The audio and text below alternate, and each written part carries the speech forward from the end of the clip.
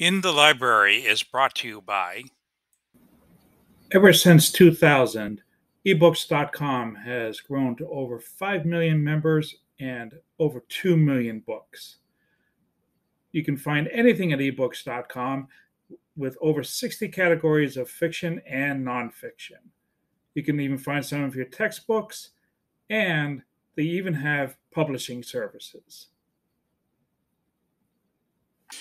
and Books a Million. Join us online or in one of our stores for all your books, Funko, pop culture, and toys and games needs. You can even join the Millionaires Clubs. Special deals for educators. Hello, everyone. Welcome to In the Library. I'm your personal librarian, Bill Gerardo. If you're new to the channel, welcome. Here we talk all things books and writing. If that sounds good to you, then welcome. Please be sure to like, share, subscribe, and of course, ring the notification bell. Today I'll be discussing Brian Baumgartner and Ben Silverman's book, Welcome to Dunder Mifflin, about the show The Office. Baumgartner famously played Kevin Malone, and Silverman was an executive producer on the show. So, come on in, take a seat, and let's turn some pages.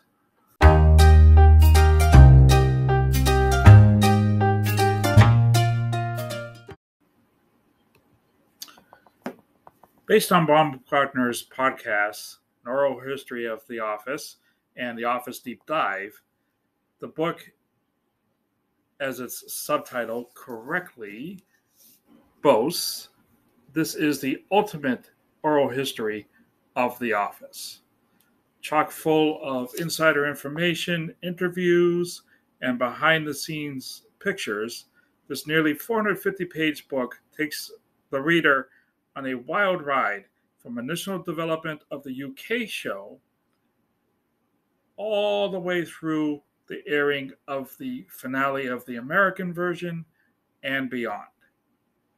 Along the way, we meet the entire crew, cast, and fans as they ride through the ups and downs of making an American television show. This show, which is based on the BBC original, survived multiple near cancellations, a writer's strike, and the loss of its star attraction, Steve Carell, who was the real force of nature in keeping the cast all together. Although, as you know, the show remained successful even after his departure. And that is a testament to the cast and crew and the faith that NBC had on the show. In the end, it became one of America's most enduring sitcoms, with fans all around, from everyday people to the show's self-proclaimed biggest fan, singer-musician Billie Eilish. As it is explained in the book, a big reason for the show's success was, and still is, actually, it's wildly successful in streaming now, the fact that the cast looked like everyday people. And that's what people liked about it. You didn't have, with some exceptions, some people would say, the really perfect, Hollywood stars. Although they are Hollywood stars, no doubt, and rightly so. But it was their look of just everyday people that endears the audience to the show. In fact, there is a chapter in the book called Scranton Hot. One minor quibble I would have with the book is most, if not all, of the interview material was taken from the podcasts. So if you are an ardent listener of the podcast, you've seen all this material before, albeit in audio form, being a podcast. But on the other hand, there is some new material like the pictures and other material in the book that you haven't seen before. So that makes up for that. If you have not seen the podcast at all, or heard rather, the podcast at all, you will get a lot out of this book. The Office in both the original UK and our American version are landmark shows in their respective countries and across the world. You can find it everywhere now. Our version here from the US also changed the way comedy is made for American TV. Just look at all the shows that followed from it. Granted, a lot of the other shows like Parks and Rec and others had a lot of the same people involved as were involved with The Office. But again, that just shows you how their formula is so successful. This book is an excellent look at how all of that happened and gives lessons on how to make successful television comedy, at least in the late 90s, early 2000 version of American comedy for TV. You can actually see, let me show you a little bit. They have behind the scenes pictures. This one, of course, I opened it right up to Jim and Pam, the power couple of the show. The heart of the show, if you will.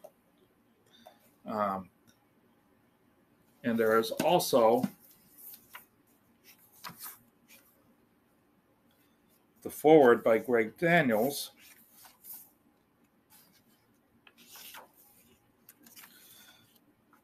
The foreword by Greg Daniels, who was a big fan of the show. He has a lot of good things to say about it. So, there you go. The Office. Welcome to Dunder Mifflin. Oral history of The Office. I've said this before in other reviews of books similar to this, but it holds true with this one just as much. If you like the history of American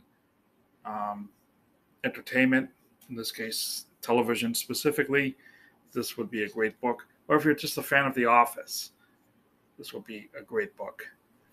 There is also, I haven't started reading it yet, but there is also Office BFFs by Jenna Fischer and Angela Kinsey. If you know The Office, you know who they are. And this is based on their podcast, which is one difference between these two books, is this is more of a history of The Office.